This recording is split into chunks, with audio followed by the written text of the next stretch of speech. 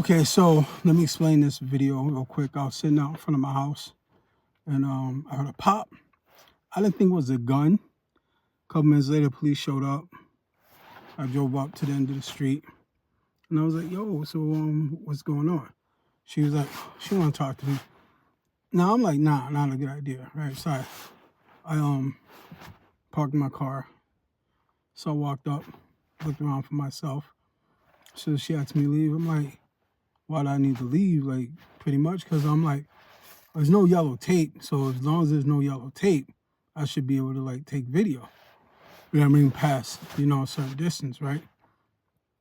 And she was like, well, the car's there. I was like, yeah, that's why I parked my car. I'm just, summarizing. The video's there. You guys will hear it.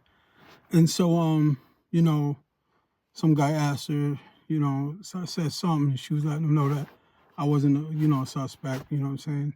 That my car is out there and it doesn't match the description of the car. And I'm like, yeah, because I'm like, and to me that was like them trying to scare me. Like I'm not, police don't scare me anymore. Like after you, like, cops have tried to like put you in positions where they can kill you, I guess the fear kind of leaves after a while, you know what I mean? And so I'm just like, yo, I'm here videotaping. I have a right to videotape. Like, the thing is that gets me is like the worst thing happened to us, and police will be okay with these companies that make millions and billions of dollars from bad things happening to us in our communities. They invest nothing into our communities. They don't care about us at all, right? And what I mean, like, these news organizations don't care about us at all.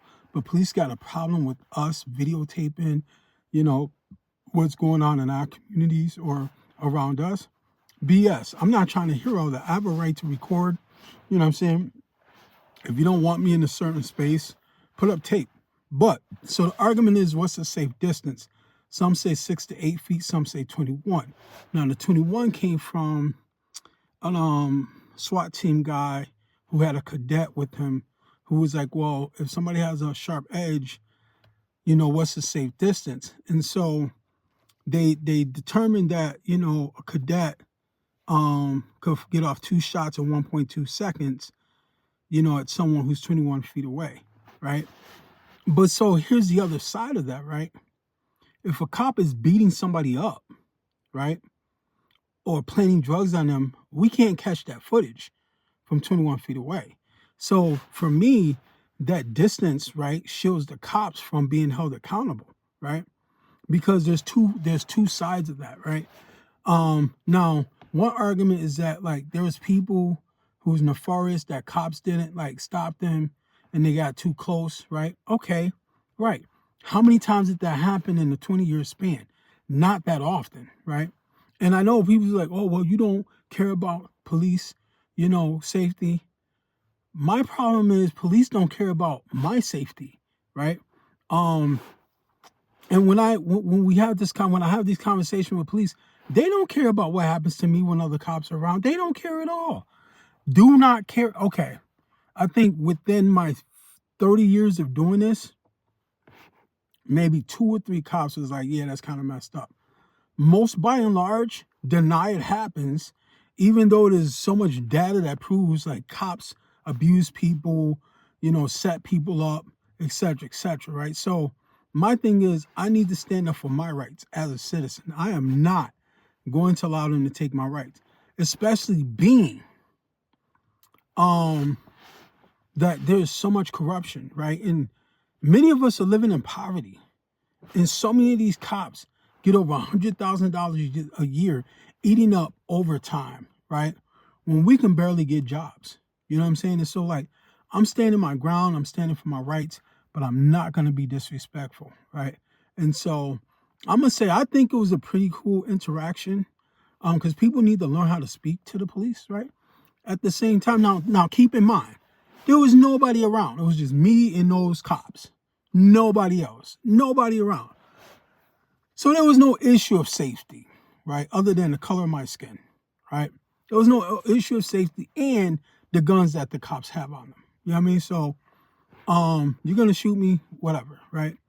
But I have a right to videotape and record at a safe distance, right?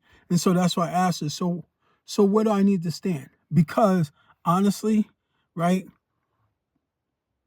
as long as I'm not interfering, I could be in that space and recording. You know what I mean? Because that's my right to record, and two, it could save somebody's life from police. But at the same time, it could save police.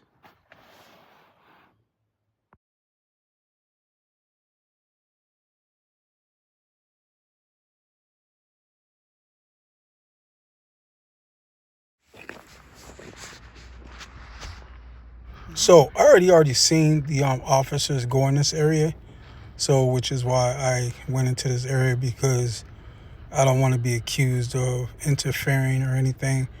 But as you see, I continue to keep a safe distance from the police. So